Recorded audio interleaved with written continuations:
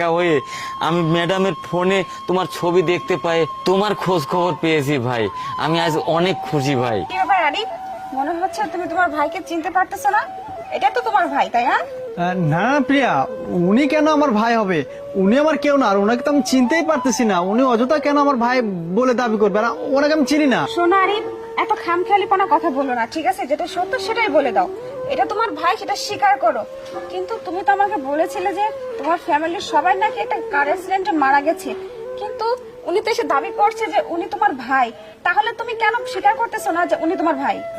না মানে প্রিয়া, উনি উনি হচ্ছে আসলে আমার বড় ভাই। আসলে প্রিয়া, আমি তোমার কাছে অনেক কথা লুকিয়েছি এবং মিথ্যা বলেছি। ওই যে বলছিলাম যে কার অ্যাক্সিডেন্টে আমার ফ্যামিলির সবাই মারা গেছে, না, এটা মিথ্যা কথা বলেছিলাম। আসলে কেউ মারা যায়নি। মানে তোমাকে ভালোবেসেছিলাম, তোমাকে কি করে নিজের করে নিব, কি করলে তুমি খুশি হবে, সেইটার জন্য যা যা বলা দরকার আমি তাই বলেছি।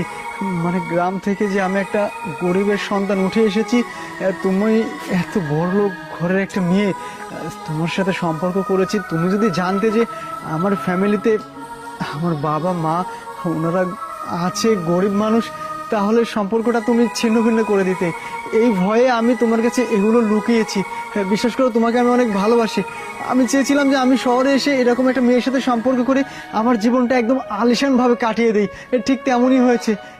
কিন্তু আসলে যে কথায় আছে না, মিথ্যা কখনো চাপা থাকে না, কোনো একদিন ওটা বের হয়ে যায়। প্লিজ আমাকে ক্ষমা করে দাও, আমি অনেক বড় ভুল করে ফেলেছি। ভাইয়া প্লিজ আমাকে ক্ষমা করে দাও। শোনো আরিফ, তোমাকে একটা কথা বলি। তুমি একটা ভালো ছেলে, শিক্ষিত ছেলে, গরিব ঘরের ছেলে, অনেক কষ্ট করে আজকে এই পর্যন্ত আসছো। আমি তোমাকে দেখে ভালোবাসছিলাম, আমি তো তোমার ফ্যামিলির লোকজনকে দেখে ভালোবাসিনি, তাই না? তো তুমি তাদের কথা আমার কাছে লুকিয়ে গেছো, তুমি এটা মোটেও ঠিক করোনি।